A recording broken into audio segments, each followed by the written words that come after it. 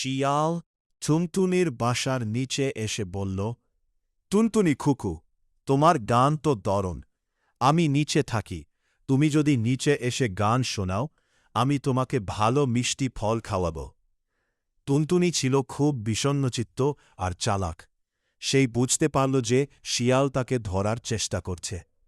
সেই বলল, শিয়াল মামা, আমি তো নিচে যেতে পারি না, আমার পাখায় একটু ব্যথা। তুমি যদি গান শুনতে চাও, নিচে একটা বড় গর্ত আছে, সেখানে মুখ দিয়ে গানের প্রতিধ্বনি একো শোনো, আরও ভালো লাগবে।